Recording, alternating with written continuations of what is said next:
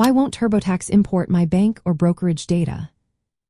Imagine sitting down to do your taxes and finding out your bank or brokerage data just won't show up in TurboTax. Frustrating, right?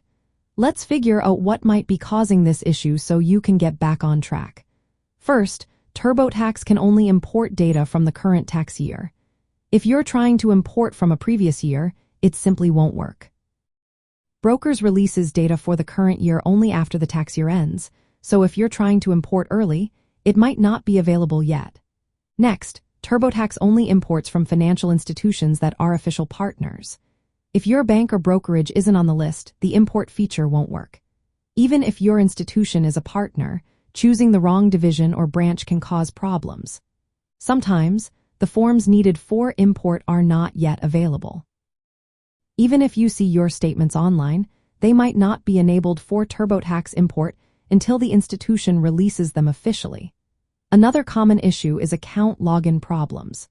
If your credentials are wrong or if you haven't given your broker permission for third-party access, TurboTax can't retrieve your data. Make sure you've enabled any necessary permissions in your brokerage account settings.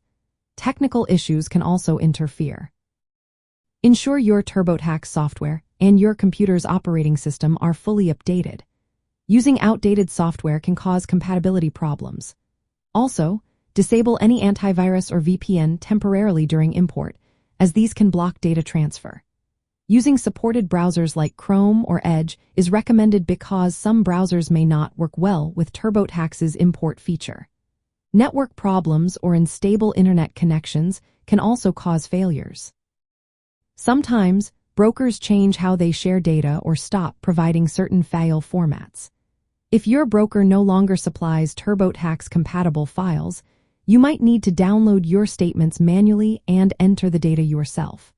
Certain brokers like Wells Fargo or Charles Schwab might have temporary glitches or updates to their data sharing protocols.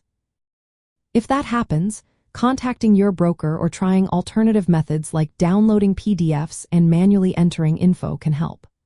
Remember, manually entering data takes more time and can lead to errors, so resolving import issues is important for accurate reporting. Checking these areas step by step can help you find out why your bank or brokerage data isn't importing and get you back to filing smoothly.